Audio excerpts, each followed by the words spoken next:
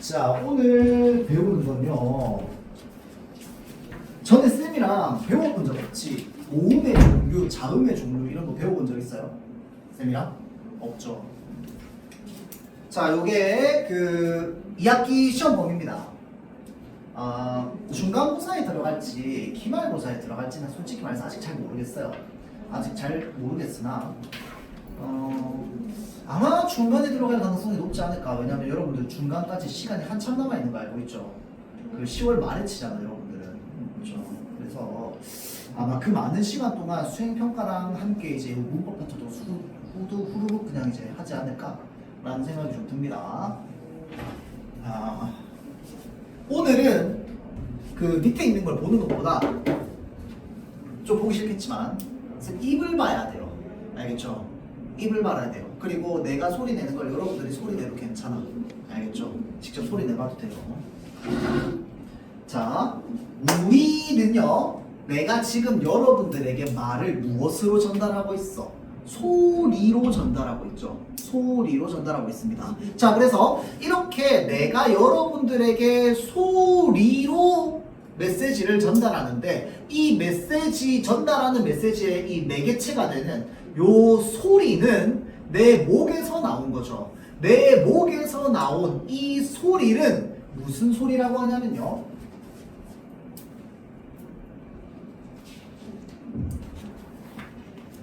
음성이라고 합니다. 자, 발음기관을 통해서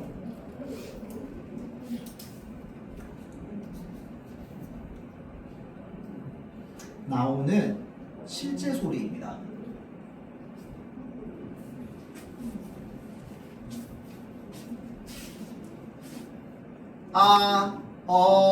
오 소리로 여러분들 귀에 전달돼요. 이 전달되는 소리를 음성이라고 합니다. 왜냐하면 내 목소리에서 나왔기 때문에, 목에서 나왔기 때문에, 발음기관을 통해서 나왔죠. 자, 운이라고 하는 개념이 있어요. 음운은요, 원래 뜻은 뭐냐면요, 음운의 뜻이 이제 말의 뜻을 구별하는 소리의 가장 작은 단위입니다. 얘를 음운이라고 하거든요. 근데 요 소리의 가장 작은 단위, 여기 지금 모음 적혀 있잖아. 그럼 모음이 있으면 뭐도 있겠어? 자음도 있겠지. 모음, 자음 이런 것들이 음운이에요. 음운. 그러면 생각해봐.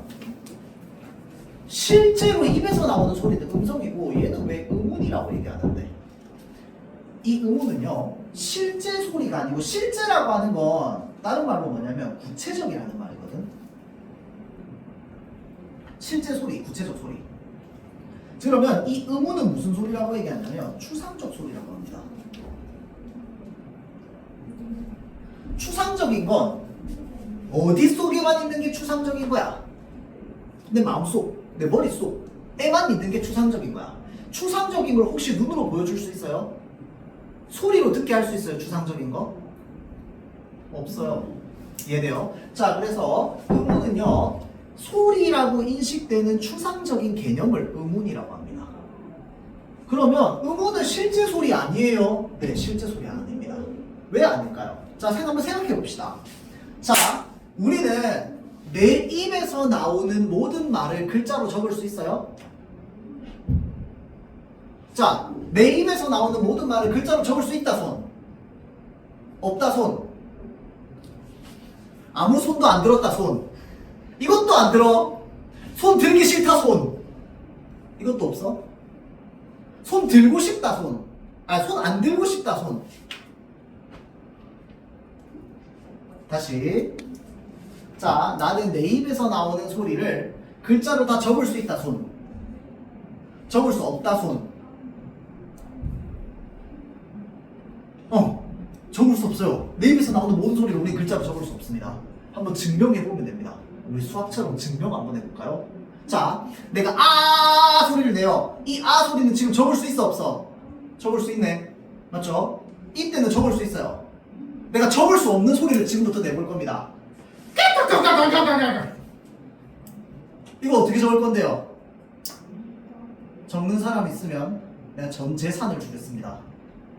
왜 못 적을까요? 자, 나는 아까 방금 이렇게 이 짧게 얘기한 사이에 나는 어떤 차이를 뒀냐면요.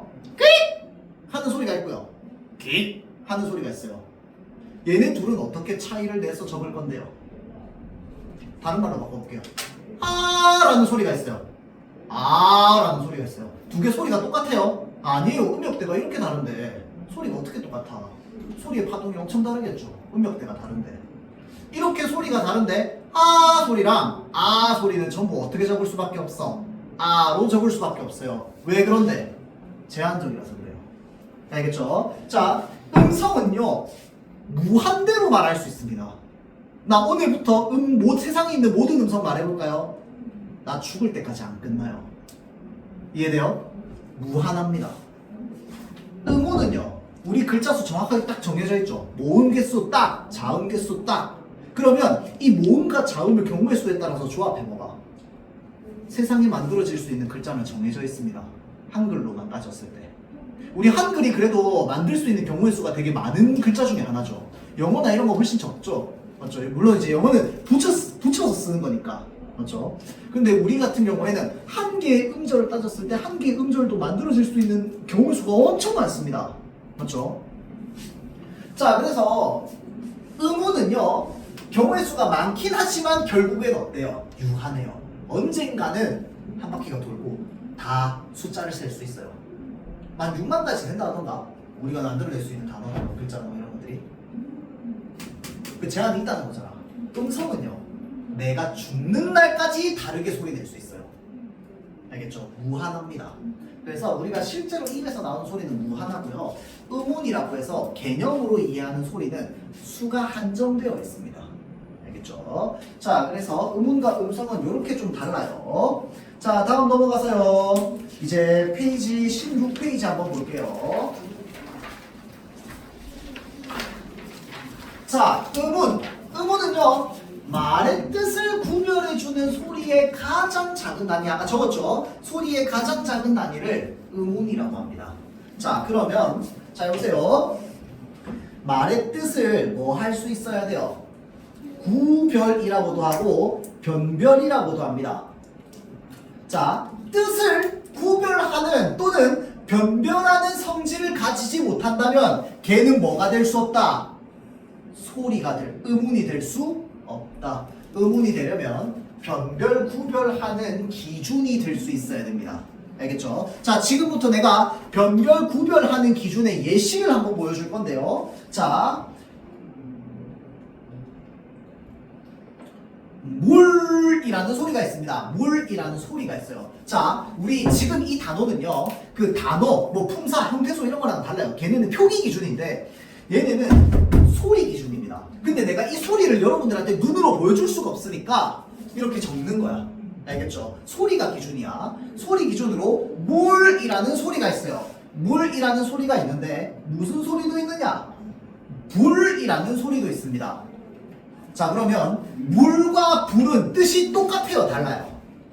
달라졌어. 뭐가 달라짐으로써 뜻이 달라졌어요? 자음 중에서 뭐? 미음과 비읍이 달라지면서 뜻이 달라졌죠. 그러면 잘 보세요. 미음과 비읍은 서로 뜻을 구별하는, 지금 뜻을 구별하는 상태에 있다고 말할 수 있어 없어? 말할 수 있죠. 미음이 비읍으로 바뀌면서 뜻이 달라졌잖아. 그러면 미음과 비읍은 뜻을 구별하는 역할을 해주고 있죠. 뜻을 구별하는 소리의 가장 작은 단위가 되었기 때문에 미음과 비읍은 음운으로 인정, 도장, 쾅 이렇게 찍을 거야. 알겠죠? 자, 다음 얘를 또 바꿔볼 거야. 혹시 이거 좋아하는 사람 있어요? 술, 미음, 비읍에서 이제 뭘로 바뀌었어? 시옷, 술로 바뀌었지. 자, 이제는 비읍과 시옷입니다. 비읍과 시옷은 서로 뜻을 구별하는 자질을 가지고 있어, 안 가지고 있어? 자질을 가지고 있죠. 비읍에서 시읒으로 바뀌었더니 얘는 얘로 변했단 말이야. 뜻이 변했어요. 맞죠? 자, 이번에 또 바꿔볼까요? 꿀! 이건 좋아하는 사람 있을 수도 있겠지. 자, 시옷에서 이번에 쌍기역으로 바꿨어요. 뜻이 달라졌어, 안 달라졌어? 달라졌지. 그러면 시옷과 쌍기역은 뜻을 변별하는 자질을 가지고 있어, 안 가지고 있어? 가지고 있어요. 자, 이렇게 해서요. 계속 간다고 생각해 보세요. 꿀도 있고요. 굴도 있습니다. 맞죠? 뿔도 있을 거고요. 쭉쭉쭉쭉쭉쭉 증명한다면 결론은 뭐가 나올까요? 결론은 이 세상에 있는 모든 자음은 무엇을 가질 수 있다? 의미 변별의 자질을 가질 수 있다. 이렇게 되겠죠. 그러면 결론이 뭐야? 자음은 뭐가 될 수 있어? 의문이 될 수 있습니다. 알겠죠? 지금 내가 이렇게 증명하는 방식이 뭐냐면 되게 수학적으로 증명하는 건데 자음이 의문인 이유에 대해서 얘기하는 거야. 자음이 의미를 변별하는 그 자질을 가지고 있는 소리라는 걸 증명하기 위한 거야. 알겠죠? 자, 다음 바꿔볼게요. 이제 물에서 뭘로 바꿀 거냐면 말로 바꿀 거야. 뜻 달라졌어요, 안 달라졌어요? 뜻 달라졌죠. 무엇이 무엇으로 변했어? 우가 아로 변했지. 술 뭘로 바꿀까? 살로 바꿀게요. 세상에서 제일 싫은 거. 자, 우에서 아로 변했죠. 뜻이 어떻게 됐어요? 변했어요. 그러면 잘 보세요. 이 우와 아는 서로 의미 변별의 자질을 가져요, 안 가져요? 가지게 되겠죠. 불을요 뭘로 바꿀 거냐면 벌로 바꿀 거야. 뭐만 바뀌었어? 우에서 어로 바뀌었지. 결론 어도 의미 변별의 가지를 가진다, 안 가진다? 가진다. 벌을요 벨로 바꿔볼게요. 의미 바뀌어요, 안 바뀌어요? 바뀌죠. 자, 그러면 어와 에는 서로 무엇을 가진다? 의미를 변별하는 자질을 가진다. 의미를 구별하는 자질을 가진다. 이렇게 되겠죠. 이해됩니까? 자, 이런 식으로 무한대로 퍼즐을 만든다고 생각해 보세요. 결론이 어떻게 나올까요? 우리말에 있는 모든 모음은 무엇을 가진다? 의미 변별의 자질을 가진다. 이렇게 되겠죠. 자, 그러면 우리말에 있는 모든 모음은 뭐가 될 수 있다? 의문이 될 수 있습니다. 알겠죠? 자, 그래서 최소 대립상은 몰라도 돼요. 자, 그래서 이렇게 물불, 그 다음에 탈털, 공 받침도 마찬가지입니다, 여러분들. 미음에서 이음으로 바뀌니까 지금 의미 변별이 다 되었죠. 그래서 변별의 차지를 가지는 겁니다. 자, 그런데 잘 보세요. 우리말에서 배우는 자음과 모음 중에서 분명히 표기는 하는데 의미 변별의 자질을 가지지 못해서 의문으로 치지 않는 애가 있습니다. 바로 뭐냐?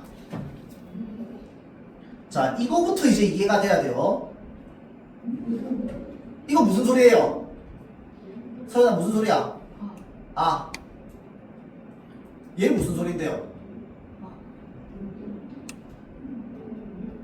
이거 읽어봐. 읽어봐. 아빠. 이거 뭔데요? 결론.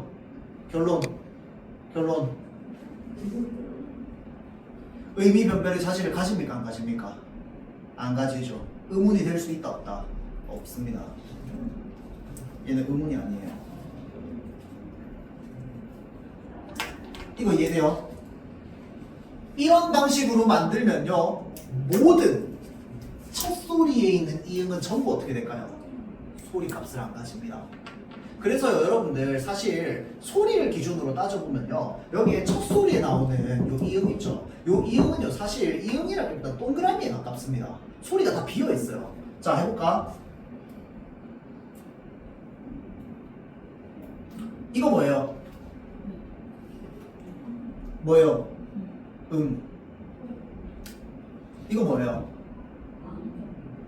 이렇게 하면 뭐야? 음악. 이해돼요? 자, 음과 악이에요. 맞죠? 여기 우리가 이응을 채우고 이응을 채우잖아. 근데 사실은 여기에 소리값이 있어 없어? 없어요. 이응은 첫 소리에 나오는 이응은요 없어도 다 소리가 납니다. 그래서 그러면 잘 보세요. 우리는 이제 시험 때 뭘 할 거냐면요. 아빠, 어머니 이렇게 있다고 칩시다. 자, 얘 무엇을 세라고 할 거냐면 의문의 총 의문의 개수를 세라고 할 거야. 자, 우리가 표기할 때 분명히 이렇게 표기하죠. 얘를 의문의 개수로 세면은 의문이 총 몇 개일까요? 1개, 2개, 3개. 3개가 끝이야. 얘는 의문이 아니잖아. 이해되죠? 하나, 둘, 3개야. 그럼 의문의 종류를 따지라고 하면 어떻게 될까요? A랑 R랑 똑같이 빼면 종류는 몇 개야? 2개야. 이해되죠? 개수는 총 3개. 어머니 한번 볼까? 어머니는 그러면 의문이 총 몇 개가 되는 거야? 혜림아, 몇 개가 되는 거야? 5개가 되는 거야. 어떻게? 미음, 니은, 이. 총 의문의 개수는 5개가 되는 거야. 이해되죠? 정말 낚시하기 좋겠지?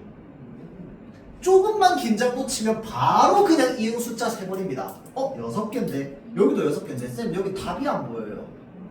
굉장히 많은 일이 생깁니다. 알겠죠? 자, 그래서 초성에 이응을 의문으로 치지 않는다라고 이렇게 이제 외우듯이 가르치는 건 사실 난 의미 없다고 봐요. 다 소리를 내서 증명하면 얘가 왜 의문이 아닌지가 답이 나옵니다. 소리를 안 내도 표기가 안 돼도 어머니, 표기가 돼도 어머니야. 알겠죠? 그래서 얘는 소리의 값을 가지지 않습니다. 의미 변별의 자질을 단 하나도 할 수 없어요. 초성에 있는 이응은, 첫 소리에 있는 이응은.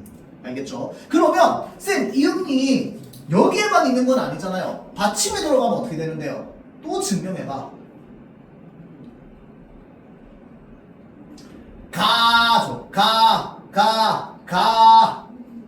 밑에 뭐 붙여볼까요? 붙여볼까? 강.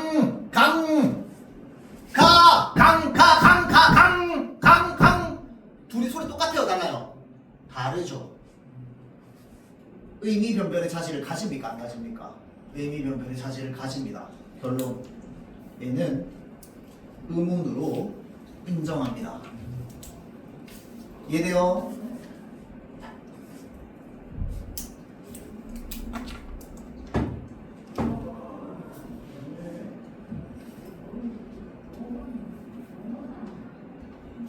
자, 다음 넘어갈게요. 우리말의 음절 구성 방식이라고 하는데 여러분들 3음절로 쓰시오. 몇 글자로 쓰라는 거야?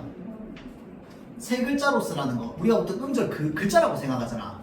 문법적인 의미로는요, 음절이 뭐냐면요. 자, 보세요. 독립하여 발음할 수 있는 최소의 소리 단위를 뭐라고 한다?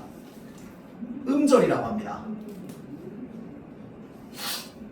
자, 그럼 무엇이 음절이 될 수 있느냐? 또 하나씩 해봅시다. 다시.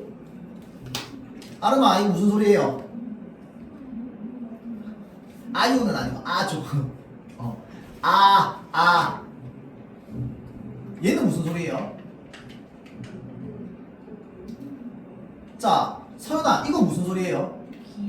기억은 이름인데요? 소리가 아니고. 얘 이름이 기억이고요.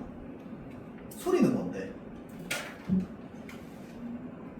자, 기억 혼자서 소리 날 수 있어요? 없어요? 없습니다. 그럼 결론이 나와버렸네요.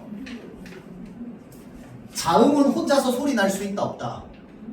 얘는 혼자서 소리 날 수 있어요? 없어요? 그럼 얘는 음절이 될 수 있어? 없어? 얘 발음할 수 있어? 없어? 발음해봐. 얘 발음 어떻게 하는데요? 혜림아, 얘 발음 어떻게 하는데? 그는 근데요? 그러면 가는 간대요? 얘 혼자서 발음할 수 있어? 없어? 없어요. 얘는 혼자서 발음 가능 불가능? 발음 가능. 자, 결론. 발음할 수 있는 최소한의 단위를 음절이라고 한다고 했잖아. 다시 앞에 보세요. 얘 음절이 아니야. 음절이에요. 의문인데 뭐가 될 수 있어요? 혼자서 음절이 될 수 있습니다. 그래서 모든 모음은요, 혼자서 음절이 되는 게 가능합니다. 자음은요 혼자서 음절이 되는 게 가능해요 불가능해요? 불가능합니다. 혼자서 발음이 안 되기 때문에. 그래서 자음은 항상 모음이랑 결합해야 돼요.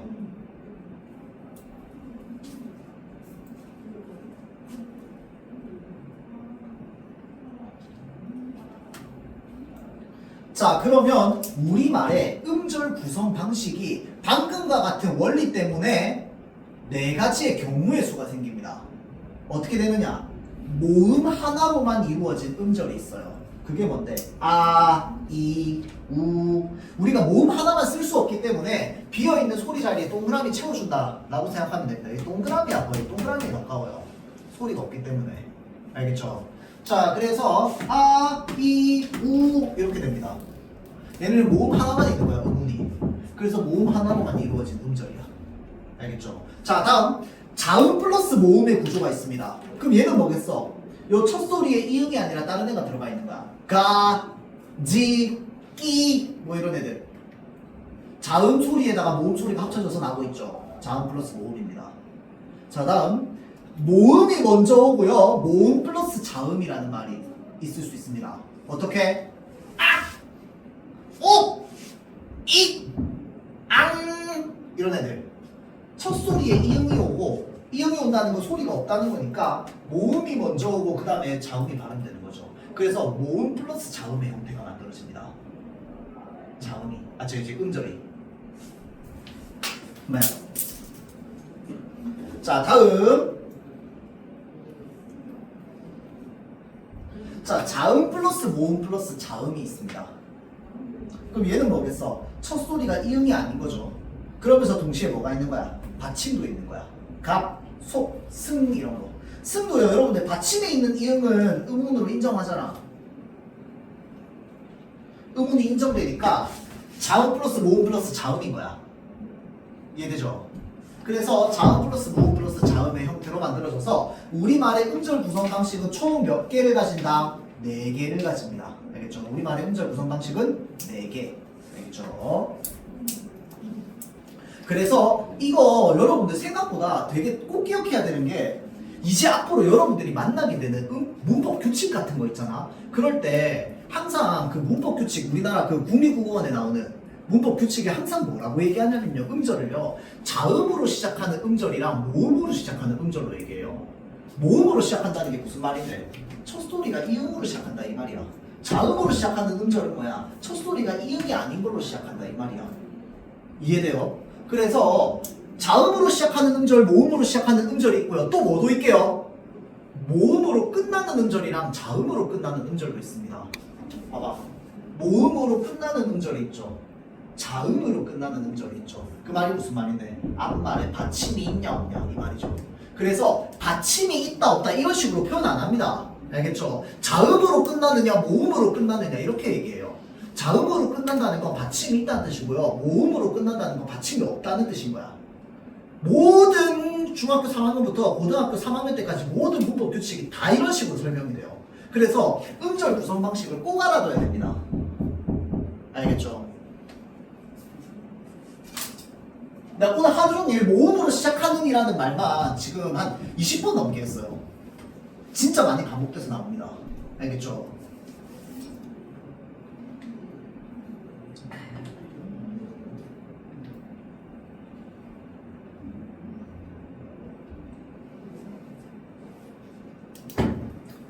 분절 음운과 비분절 음운이 있는데요. 얘는 알아만 두세요. 아마 교과서에 없을 겁니다. 나도 아직 여러분들 2학기 교과서 안 봐서 모르는데 아마 없을 거예요. 알겠죠? 고등개념인데 음운을요 2종류로 나누면 분절과 비분절로 나눌 수 있습니다. 분절이 뭐냐면 나뉘다라는 뜻이죠. 비분절은 뭔데 그러면? 나눌 수 없다는 뜻인 거야. 맞죠? 자 그래서 분절이라고 하는 건 자음이나 모음처럼 쉽게 분리되는 음운 있죠. 생각해봐. 기억은 뭐야? 가, 나, 가랑 나는 쉽게 분리가 되죠. 구별이 됩니다. 파 쉽게 구별이 돼요. 맞죠? 자 그래서 자음 쉽게 구별되고요. 거 쉽게 구별됩니다. 맞죠? 자, 그래서 자음이나 모음은요, 분리가 쉽게 되고 구별이 쉽게 되기 때문에 이런 애들을 분절 음운이라고 합니다.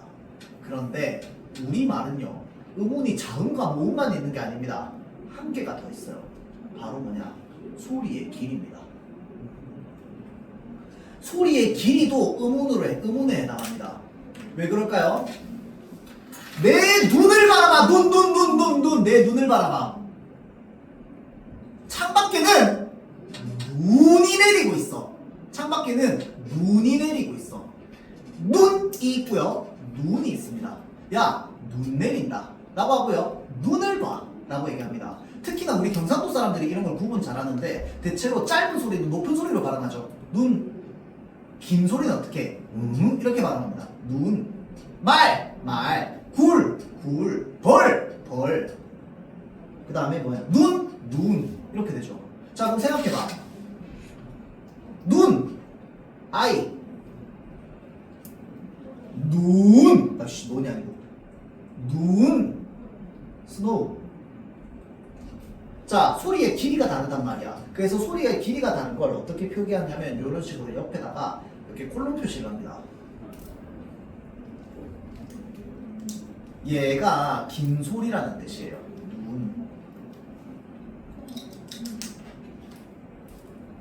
얘는 실제로 이제 발음 기호 안에서 이렇게 쓰는 겁니다. 이제 글로 표기할 때는 안 드러나죠. 실제로 발음 기호 안에서 이렇게 표기가 되죠. 자, 그러면 생각해봐. 요 소리의 길이 있죠. 이게 긴 소리잖아, 긴 소리. 이 긴 소리가 있냐 없냐에 따라서 뜻이 달라져요, 안 달라져요? 뜻이 달라지죠. 긴 소리가 없으면 뭐야? 아이. 긴 소리가 있으면 뭐야? 스노우. 뜻이 달라지지. 맞죠? 자, 그래서 얘도 뭐가 될 수 있습니까? 의미 변별의 자질을 가집니다. 그래서 얘도 뭐가 된다? 음운이 됩니다. 얘도 음운이에요.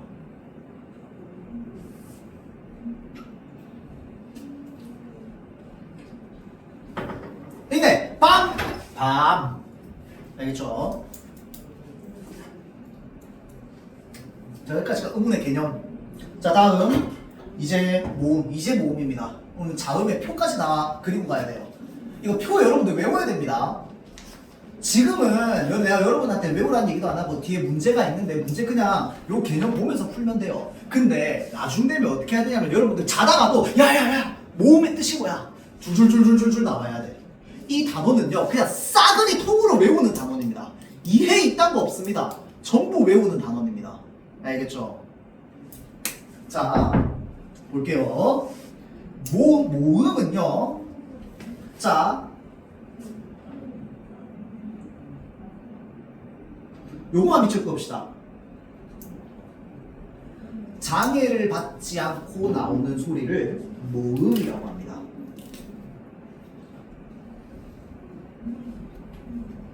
이거 앞에 있는 말을요 빼고요. 앞에 쌤이 그냥 추가할게요. 실제 교과서에 적혀있는 말. 공기가 발음 기관의까지만 적으면 돼. 자, 그래서 모음의 뜻이 뭐냐? 공기가 발음 기관의 장애를 받지 않고 나오는 소리를 모음이라고 합니다. 모음. 자, 혀 안 움직이죠? 입술이 열려있죠? 공기가 나오는 통로 공기가 스무스하게 그냥 나옵니다. 부드럽게 그냥 나와요. 막히는 거 없습니다. 파! 미안, 침은 안 튀었어. 파! 바! 입술이 공기가 나오는 통로를 막아요, 안 막아요? 막죠. 막았다가 열어주잖아. 다! 라! 공기가 나오는 통로를 혀가 막아주거나 입술이 막거나 공기가 나오는 통로에 장애를 줍니다. 스 공기가 나오는 통로를 극단적으로 좁혀서 공기가 나오는 통로에 장애를 주죠. 그래서 공기가 나오는 통로에 공기가 발음기관의 장애를 받지 않고 나오는 소리를 모음이라고 한다면 자음은 뭐야? 공기가 나오는 통로에 장애를 자꾸 받습니다. 그래서 자음의 뜻이 뭐냐? 뒤에 아마 자음이 있을 텐데 여기 지금 자음을 보면 뭐라고 했냐면 자 장애를 받으며 나오는 소리라고 적혀 있어요. 얘가 자음입니다. 24페이지.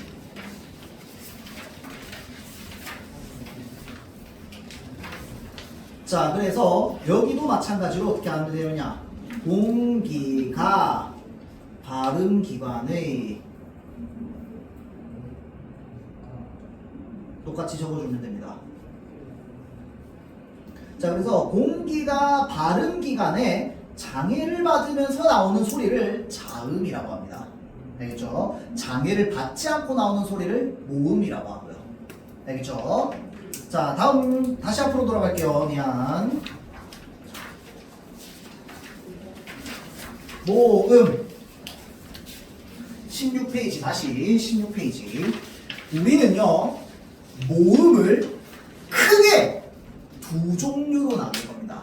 두 종류. 자, 두 종류로 나누는데 어떻게 나누느냐? 일단 첫 번째 단모음이라고 하는 게 있어요. 단모음의 별표. 자, 단모음은요 총 10개입니다. 10개.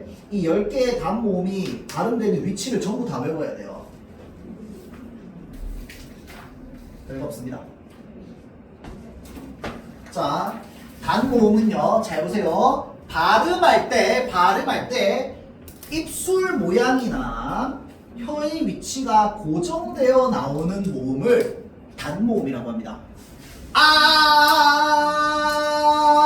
아, 혀의 위치 입술 계속 고정이야. 처음 발음할 때부터 계속 똑같아요. 알겠죠? 해볼까? 우 계속 똑같아요. 입술의 모양이랑 안에 있는 혀의 위치랑 다 똑같아요. 처음에 발음할 때부터 발음이 끝날 때까지. 알겠죠? 그래서 입술 모양이나 혀의 위치가 고정되어서 소리가 나오는 걸 뭐라고 한다? 단모음이라고 합니다. 위치가 변하지 않아요. 입술 모양이나 혀의 위치가 변하지 않습니다. 그런 모음을 단모음이라고 합니다. 그러면 생각해봐. 고정되어 있는 애가 있으면 뭐도 있을까요? 고정이 안 되어 있는 애도 있겠죠. 야, 요 발음할 때 변합니다. 맞죠? 자, 그래서 발음할 때 변하는 걸 단모음이 아니라 이중모음이라고 하는데 이중모음은 조금 이따 하고요. 아니다. 이중모음 다음에 있을 건데 여기 있네요. 다음 페이지. 이중모음이라고 합니다. 자, 이중모음은요 입술 모양이나 혀의 위치가 달라지면서 나오는 모음을 이중모음이라고 하고요. 입술 모양이나 혀의 위치가 변한다라고 해도 맞는 말이야. 발음할 때 입술 모양이나 혀의 위치가 변하는 모음을 이중모음이라고 해요. 사실 여러분들 이 야라는 소리는 어떻게 소리 내야 되냐면 첫 번째 입술을 어떻게 해야 되느냐 옆으로 탁 늘려야 됩니다. 이 상태에서 아를 빠르게 발음하잖아요. 그러면 야가 됩니다. 그래서 입술을 착 이렇게 늘린다라고 하는 게 뭐냐면 이 소리를 아주 짧게 먼저 냅니다. 이 소리를 아주 짧게 먼저 내고 아를 소리 내면 이야가 되는 거야.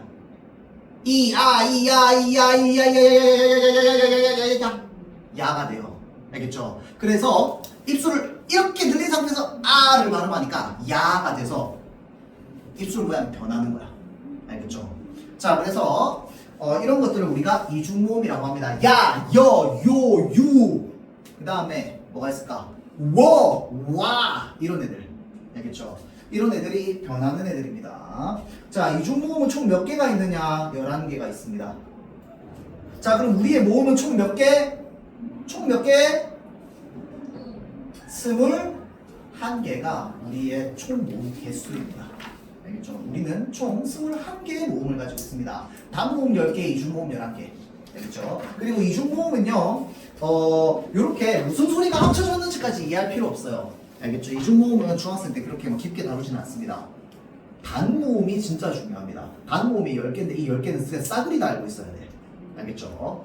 자, 그래서 앞으로 다시 돌아갑시다. 잘 보세요. 단모음에 10개 있는데 아, 에, 어, 에, 오, 우, 으, 이 발음하면서 안 변하죠. 얘 발음해 볼래요? 현재 변했는데 방금 달라! 단모음이잖아요. 자, 그럼 발음해볼래요? 변했는데요? 얘 발음해볼래요? 변했는데요, 입술 모양이. 어떡하지? 왜 단모음이죠? 자, 얘는요, 실제 단모음 발음이 있습니다. 얘 단모음 어떻게 발음하는지 압니까? 일단 혀의 위치가 앞으로 가야 되고요. 입술 모양이 동그랗게 돼야 됩니다. 그 상태로 이게 왜 소리입니다. 원래 방금 이런데 얘가 지금 우도 아니죠. 우도 아니죠. 이도 아니죠. 어도 아니죠. 그 중간에 그 애매한 발음이 있거든요. 얘가 왜입니다. 얘는 뭘까요? 얘는 발음하기 쉬워요. 여러분들 핸드폰 진동 따라 해볼래요? 그게 위입니다. 이도 아니고 우도 아니고 그 중간에 애매한 발음이 있어요. 얘가 위예요. 근데 여러분들은 어떻게 발음해요? 변하듯이 왜 이렇게 발음하잖아. 변하잖아. 그럼 생각해봐. 길 걸어 다니는 사람들 한번 붙잡고 이거 한번 발음해 주세요 라고 하면 사람들이 어떻게 발음할까요? 왜 이렇게 발음할까? 아니면 왜 이렇게 발음할까요? 전자야 부자야? 확신할 수 있어? 혹시 본인이 잘못된 거 아니야? 나만 한국인이 아닌 식으로 발음할 수 있잖아. 그런 의심 안 들어요? 연재 들어요 안 들어요? 안 들어? 확신해? 길 가는 사람 붙잡고 물어보면 사람들이 전부 다 이렇게 안 하고 이렇게 발음할 것 같아? 어때요? 길 가는 사람 붙잡고 물어봐. 어떨 것 같아요? 얘를 이렇게 발음할 것 같아요? 아니면 이렇게 발음할 것 같아요? 전자 부자. 길 가는 사람 붙잡고 물어보면 어떨 것 같아요? 후자로 많이 발음합니다.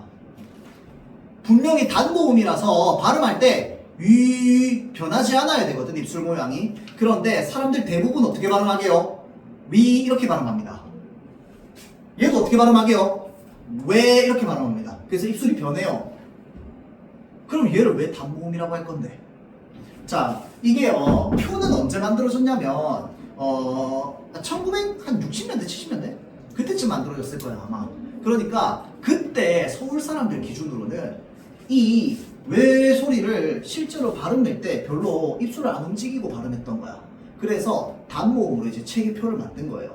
근데 실제로 전국에 있는 사람들을 조사해 봤더니 얘를 이렇게 소리 내는 것보다 왜 이렇게 소리 내는 게 더 많은 거야. 그래서 이 왜랑 위는요 원래는 단모음이에요. 그래서 단모음식의 발음으로 하는 게 표준 발음입니다. 이게 표준 발음이에요. 그런데 이 표준 발음대로 발음하는 사람들이 많이 없기 때문에 뭐 하느냐? 이중 모음으로 발음하는 것을 허용합니다. 허용. 그래서 발음이 두 개예요. 얘는 위 발음도 해도 되고요, 위 발음도 해도 돼요. 둘 다 해도 됩니다. 왜도요? 왜 다 해도 됩니다. 둘 다 돼요. 알겠죠? 사람들이 너무 많이 쓰기 때문에. 그래서 왜랑 위는요 원래는 단모음이지만 이중모음식의 발음을 허용합니다. 알겠죠? 자, 그래서 이게 이제 단모음 왜 위의 특징이에요. 자, 다음 넘어갈게요. 17페이지. 자, 이제 무엇을 할 거냐면 이 단모음의 종류를 분류 나눌 겁니다. 알겠죠? 분류 나눌 거예요. 자, 단모음은요 첫 번째 뭘로 나눌 수 있느냐? 혀의 최고점의 위치에 따라 나눌 수 있습니다.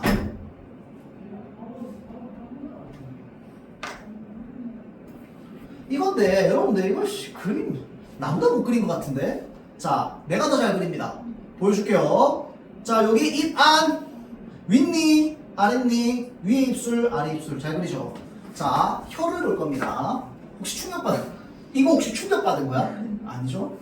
자, 여러분 입 어차피 다 이렇게 생겼어요. 자, 혀 볼게요. 혀의 최고점의 위치가 혀가 이렇게 된다고 칩시다. 그러면 최고점의 위치가 어디야?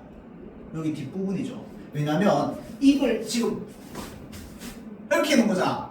이렇게. 자, 이렇게 해놓은 상태에서 어떻게 하느냐? 얼굴을 반으로 나눌 거야. 입 안을. 이렇게 반으로 나눴을 때요. 여기 뒤쪽이잖아. 뒤. 표의 최고점의 위치가 뒤죠. 뒤.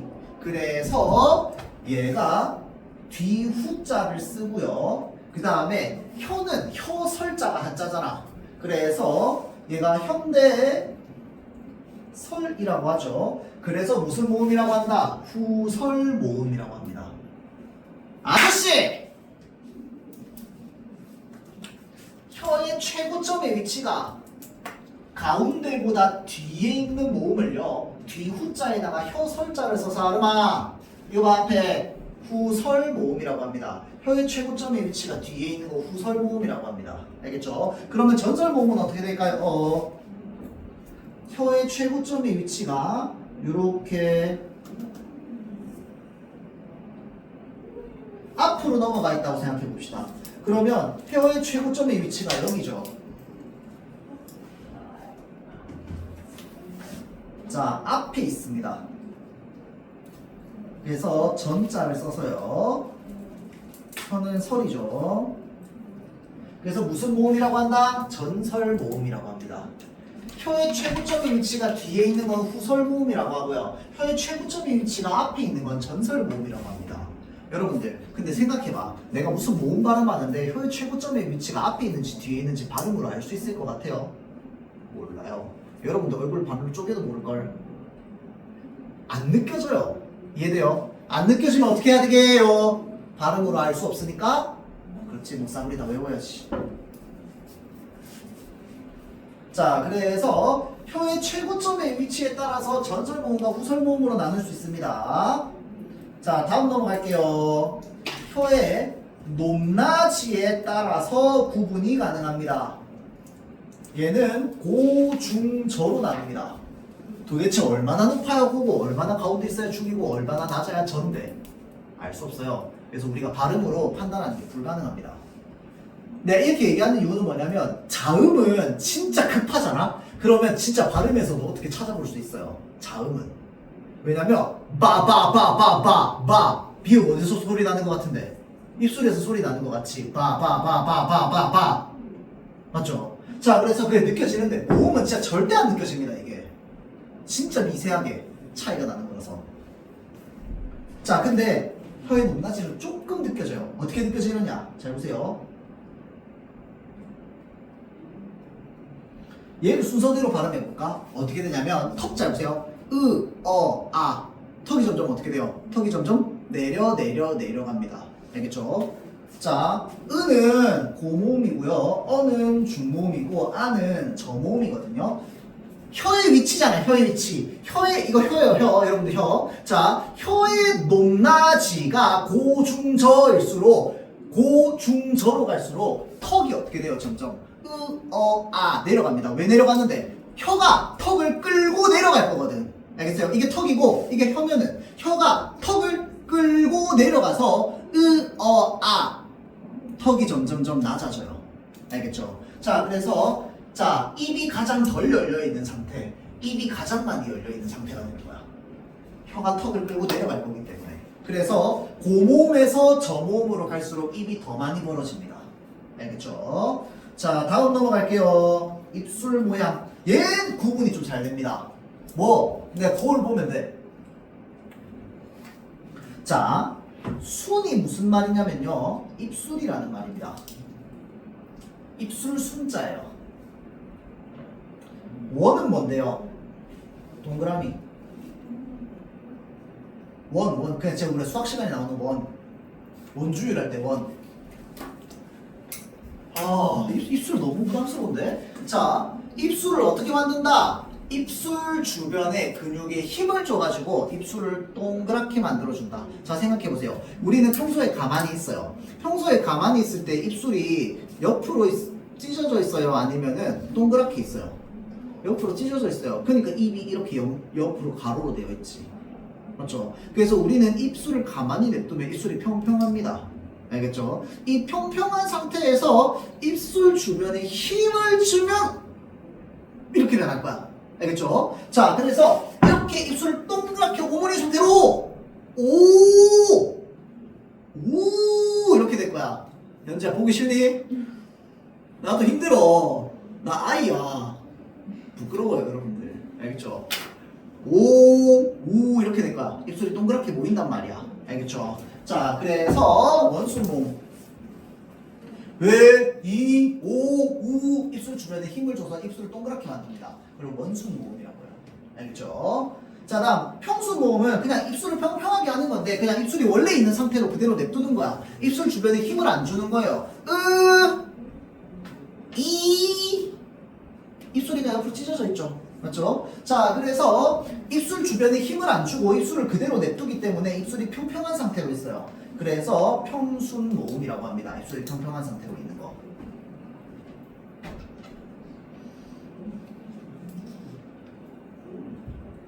자, 그러면 모음을 분류하는 기준이 총 몇 개?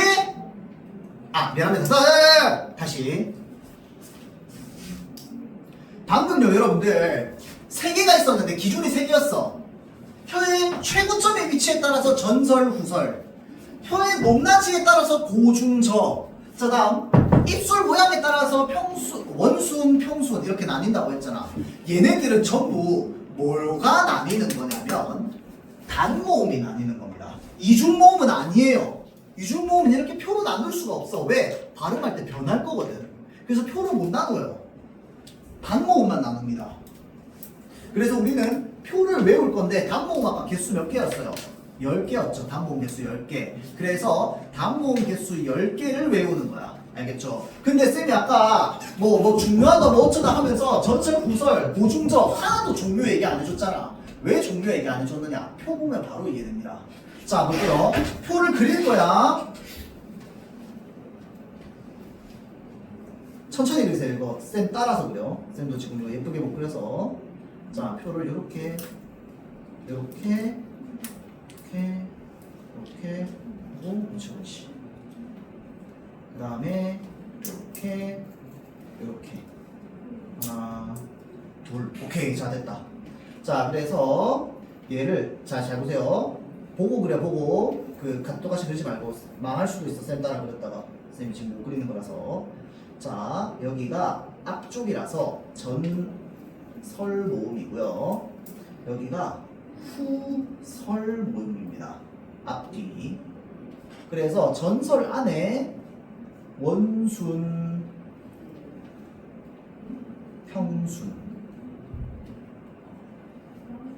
원순, 평순 이렇게 되고요.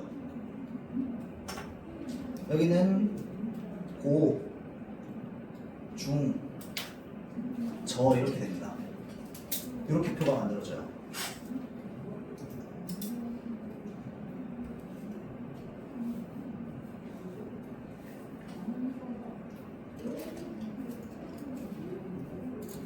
그러니까 실제로 여러분들 표기되는 칸은요 얘네입니다. 얘네 12개. 요 칸이에요.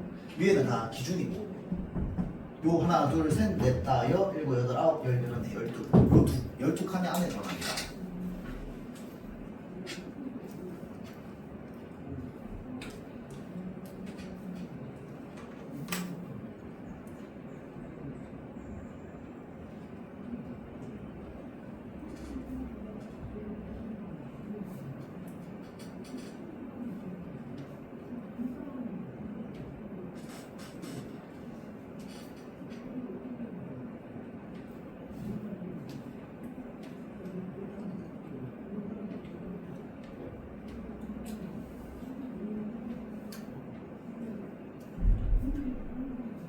다 했어요? 다 했어? 현재 했어? 자, 그래서 여기 이제 칸 제일 위쪽부터 채워볼 겁니다. 이거 자자 여기 좀 비워두세요. 여기 나중에 자음 같은 거 하나 쓸 거거든. 위, 우, 우.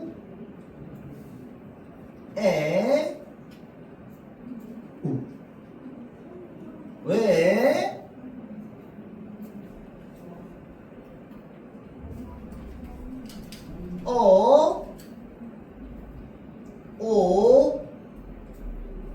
자, 그 다음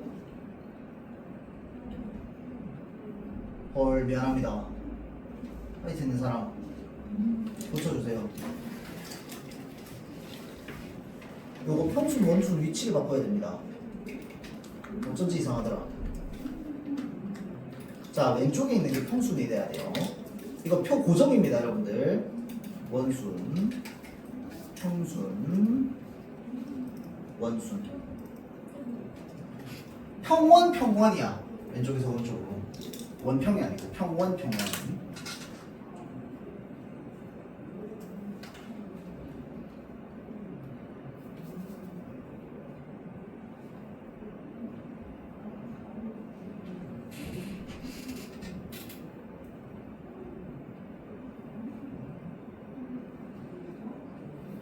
고쳤어? 고친 사람 고개 들어주세요. 오케이. 자, 평원, 평원이에요. 자, 이러고 나서, 자, 보세요. 여기 x 칠 거야. 원수는 총 4개거든요. 그래서 여기 x 이렇게 칩니다. 그럼 이제 나머지 2칸 남았죠. 자, 여기 이제 나머지 평수 2개, 이렇게 넣으면 됩니다. 와, 선생님 이거 어떻게 외워요? 자, 어떻게 외우느냐? 지금 이렇게 표를 만들면 칸이 12개예요. 맞죠? 이 12개 칸에서 원순 쪽에만 x 2개 칠 거야. 맨 밑에. 알겠죠? 그러면 칸이 총 몇 개야? 10개가 되죠. 반모음 개수 10개잖아. 자, 그래서 요거에 맞춰가지고 어떻게 우리가 단어를 만드느냐. 자, 여기 다른 색깔로 적어주면 좋아요. 키위를 주게 되었소 내가. 키위를 주게 되었소 내가.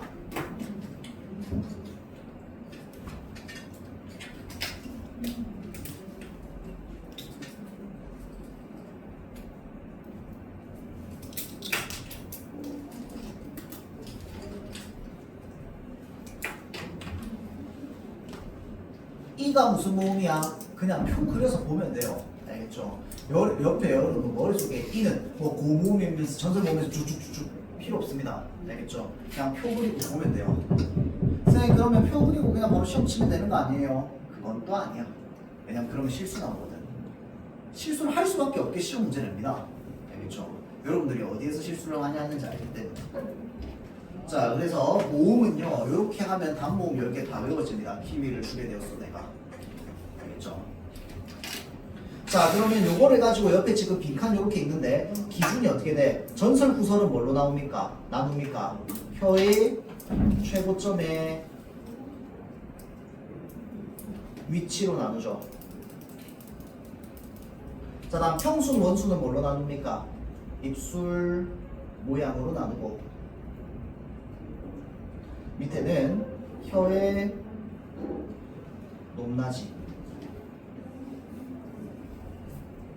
자, 그래서 혀의 높낮이는 요거 고중저죠. 그 다음에 입술 모양은 요거 평순 원순. 그 다음에 이쪽에 요거는 뭐야? 혀의 최고점의 위치. 이렇게 표가 만들어집니다.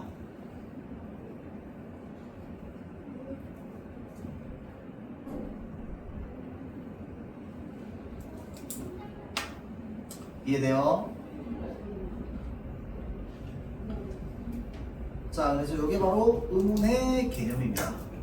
모음까지 배웠어요. 쉬는 시간 10분 가지고 우리 자음 한번 배워봅시다.